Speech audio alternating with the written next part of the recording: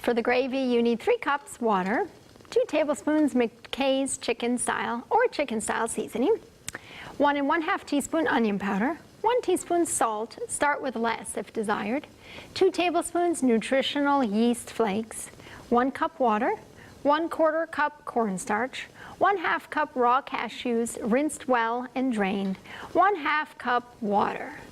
A good gravy is so essential, Leslie. You know, to food and to cooking, and to have a good vegetarian vegan gravy. Yes, it brings it all together. And this is a recipe from my dear friend Kathy Samuel. I believe she's been on 3ABN before. Yes, she and her husband, Dr. Mishak, were here for several years. Yes. When I first came to 3ABN, they were here, and just such an incredible blessing. And she's a good cook. She's an amazing cook.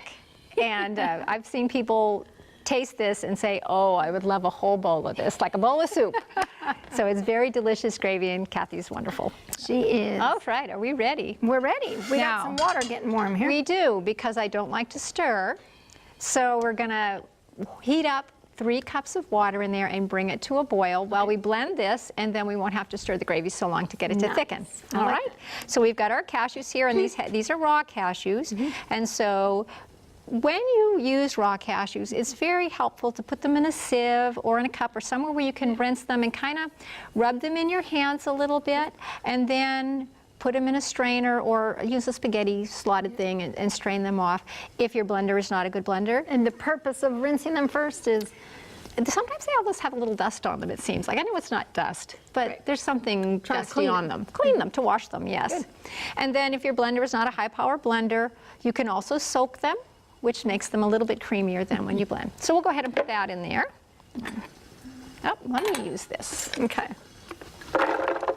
So we have our cashews. They're definitely rinsed. They're kind of sticky. Yes. Yes. And actually, if you think you're going to use cashews often, you can go ahead and keep some soaking in your refrigerator for a few days. They'll be just fine and nice and soft.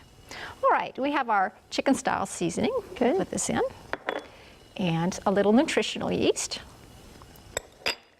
And some salt, and if you're sensitive to salt, again, you can adjust. And then we have some onion powder. Good. And we have some cornstarch for thickener. You want this guy again? That would be handy, thank you. Yeah, it's important. All right. I'll just put that right in here. Good. There we go. Thank you. Now I have a 1/2 cup of water here, and that's going to be just so that we can get it out, get the last little nibbles out of there, and get it all nice and clean from the blender. So we'll turn that down.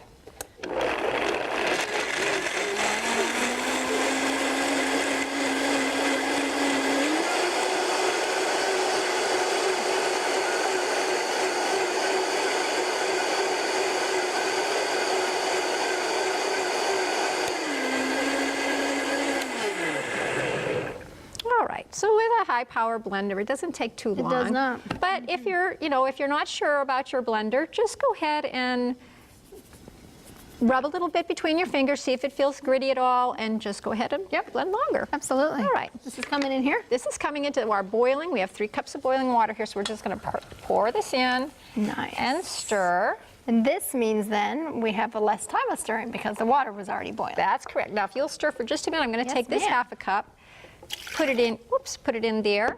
Try to clean the blender. Try to clean that out just a little bit. That's good. From the bottom there. Good. Good to the last drop, right? Absolutely. No, that helps a lot. Yep.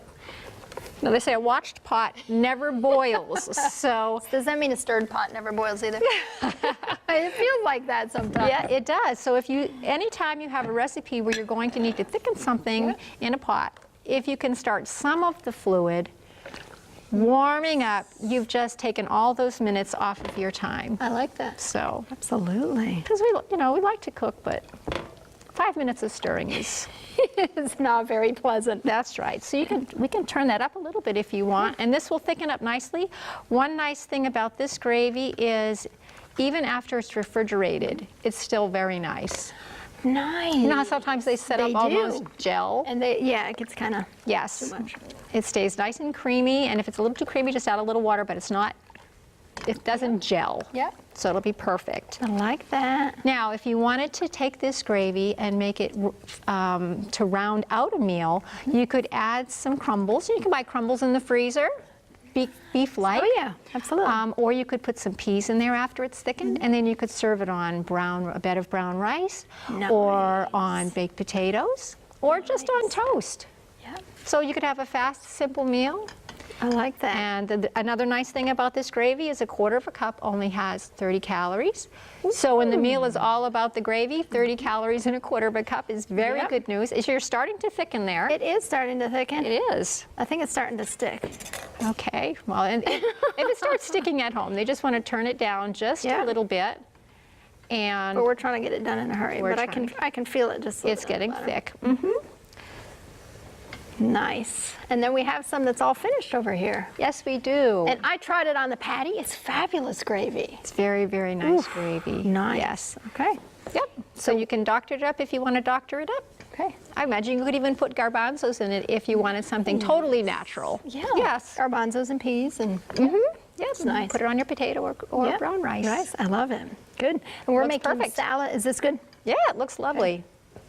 All You right. just want to stir it until it comes, when you stop stirring, if it's bubbling, which it is, It is. then you know your cornstarch has reached its max thickening power, and you're not going to get that cornstarch flavor in there. So Oh, perfect. absolutely. Good job, Jill. We haven't seen the bottom of the pot yet.